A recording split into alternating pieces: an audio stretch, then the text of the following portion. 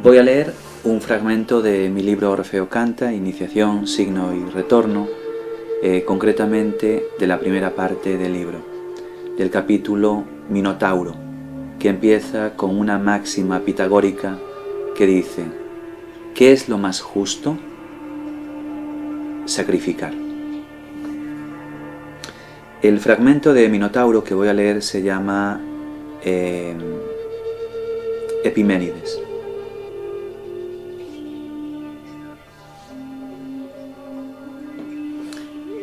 Epiménides. Cuando Epiménides fue llamado, vivía en las grutas del Ida, sin contacto con personas, disidente del convenio formado por la sociedad. En aquel tiempo una plaga sacudiera la ciudad de Atenas. Epiménides había vivido 40 años dormido, aprendiendo de Zeus y Deo. En su sueño llegara a ver todas las mecánicas por las que el gran artesano olímpico formó el mundo. Cuando regresó del sueño, se dio cuenta de que en él se daba otro lenguaje, otro modo de proferir el acontecimiento. Sus ojos no tenían fondo. La plaga había dañado profundamente la ciudad ateniense y los dirigentes políticos se vieron en la obligación de ir a buscarlo a él. Poeta, vidente, chamán. Llegaron a su cueva una tarde tranquila, cuando el mar estaba formulando las últimas olas del día. Lo encontraron concentrado, tatuando sobre su propia piel la designación de una comprensión ocurrida la noche anterior. Se acercaron a él, le ofrecieron los rituales propiciatorios, mantuvieron esas adecuadas maneras fundamentales ante los que están rodeados de un particular tipo de poder, sobre todo si ese poder recuerda la violenta exuberancia del oracular dios délfico. Le pidieron que por favor ayudase a la ciudad liberándola de aquella plaga. De una desconcertante manera, el orden político participa de la esfera de lo mágico. Epiménides fue con ellos y les ayudó a sanar la urbe del mal. Cuando se preparaba para marcharse de Atenas, ya resuelto el conflicto, todos los dirigentes quisieron ofrecerle algún presente valioso, algo que lo hiciese partícipe simbólicamente del momento catártico, de la purga. Parece ser que rechazó todo. Como es obvio, los atenienses no entendían que quien reposa en el interior espectral no necesita de fetichismos para existir, ya que en cierto modo es quien se cobija en las sombras, quien cimenta cada instante dado. Finalmente, tras rogarle mucho, dijo que si era tanta la insistencia, por favor le permitiesen tomar una pequeña ramita del árbol sagrado de la ciudad, un olivo. Nadie podía tocar aquel árbol. Sin embargo, le dejaron hacer lo que pedía. Antes de volver a la cueva, a ese nido donde era nutrido por el caos, arrancó una pequeña rama. Siempre me resultó muy cautivadora esta historia, y desde que la escuché mi pregunta fue: ¿por qué el orden trascendente parece tener mayor poder entre los antiguos griegos que la mayoría de las acciones ordinarias de lo cotidiano? ¿Por qué Epiménides, y que bien podría haber sido otro, Empédocles, Hiparquía, Genófanes, Safo, el propio Homero, etc., podía vivir ajeno al transcurrir social habitual, alucinado, errante, salvaje, alienado en la flora morfa de la pasión abstracta, y al mismo tiempo ser respetado y temido por la comunidad, como si en él se manifestase una extraña paradoja de la que toda solución parece provenir? Según lo que medité en el asunto, para mí hay una posible explicación. Esa tipología de personas accedió a devenir sacrificialmente. Devenir así sacrificialmente les hacía comenzar en ellos mismos una senda en la que la estabilidad y el equilibrio dejan de ser importantes. Quien vive así se da cuenta del movimiento, del cambio, de la evolución. Nada nace sin morir y viceversa. Todo fluye, como ya expresara Heráclito. Un ser de esta suerte es un vásanos, un testeador o piedra de toque que valida o invalida la cohesión de las regladas vidas de los ciudadanos. Es el espejo en el que todo debe mirarse si quiere volver hacia sí con una cierta verdad.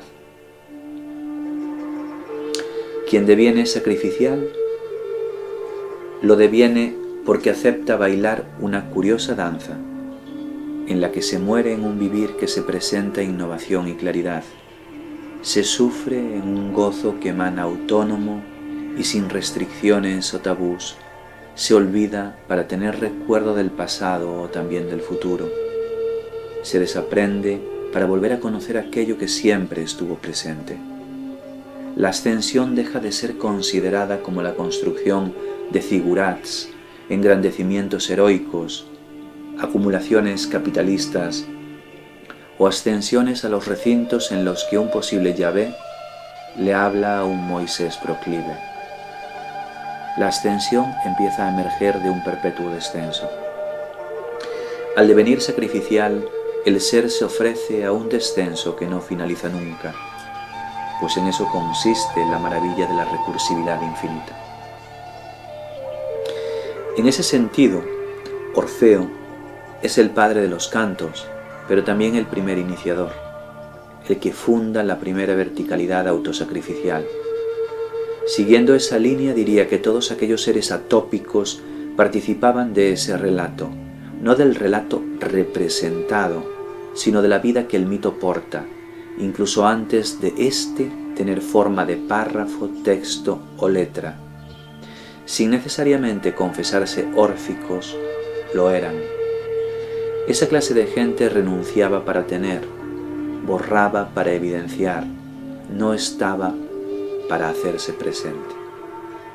Vivía en un no, se enterraba en una negatividad, en una honda negatividad. Es obvio que aceptar devenir sacrificialmente es compenetrarse con una negatividad. Esa entrada magnífica en lo negativo es el inicio de una senda que desciende, infernal y destructora, pero que también asciende, haciendo conocer, liberar y jurar. No olvidemos el dicho: similia similibus curantur, es decir, lo semejante cura lo semejante. No hay mal que no le resulte cercano a quien entró en la matriz asfixiante del sacrificio. No introduciré demasiados elementos que escapen de ese límite que une pensamiento y sugestión, parábola y análisis racional, pero me gustaría señalar algunas cosas. Quisiera poner en el centro de la observación un tipo de práctica, la poética. No podemos dejar de apreciar que esta gente de la que estamos hablando mantenía una cierta afinidad con lo poético, es decir, gustaban de expresarse mediante composiciones poéticas. Desde que empecé a leer sobre esos personajes, desde que comencé a navegar en los restos que quedan de sus escritos, fue algo que me llamó poderosamente la atención.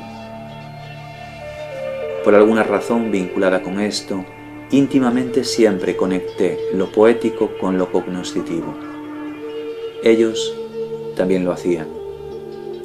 Así como Ariadna se debe al Minotauro, así la poesía se debe al conocimiento. ¿Quién es la bestia? ¿Quién es la bella? Por otra parte, es particular en estas personas su destierro, no necesariamente territorial, y el ser ajenos a la norma, a pesar de conocerla, saber de ella e incluso respetarla.